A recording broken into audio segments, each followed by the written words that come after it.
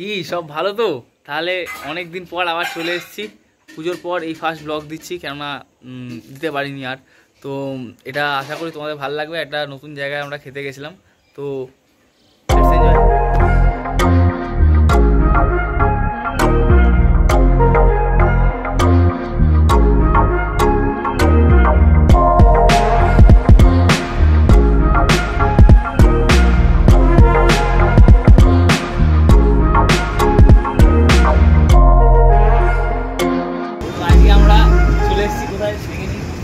চতুর্দশী কলকাতায়।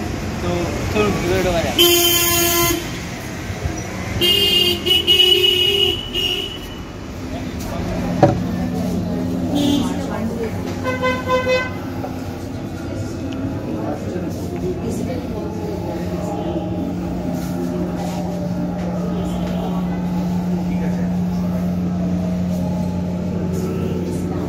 জাস্ট থালিগুলোর নামগুলো একবার আপনারা পড়ুন।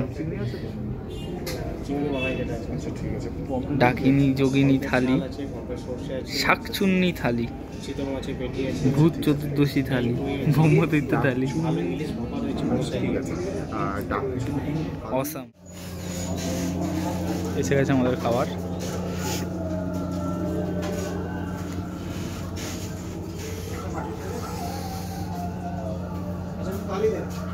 হাতে হাতে দাও তালি তবে আসলে বুঝে খাবে এটা তৈরি করি বলে দুয়া দিও ম্যাডাম না লাগলে তোদের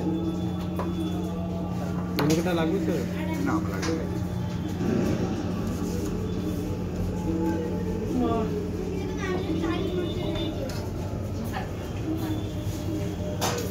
আরও আছে, এসে গেছে। আজকে আমরা জানি না যে এগুলো কী করে শেষ করতে পারবো।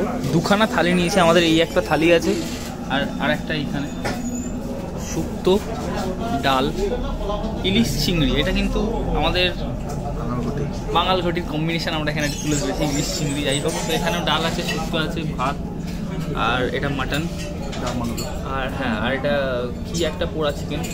যাই হোক, তো এটা কাঁকড়া, আমাদের পমফ্রেট আছে, পায়েস, চাটনি, যা যা আছে। তো খুব সুন্দর আছে ব্যাপার স্যাপারটা। তো এবার দেখি কতটা কি খেতে পারি, তারপরে লাস্টে আপনাদের আবার বাকি রিভিউটা বলছি। সো শুরু করলাম আমরা। প্লেটগুলো দেখতেই পাচ্ছেন সবাই, একদমই মানে আর খাওয়া যাচ্ছে না, এতদূর খেয়ে নিয়েছি।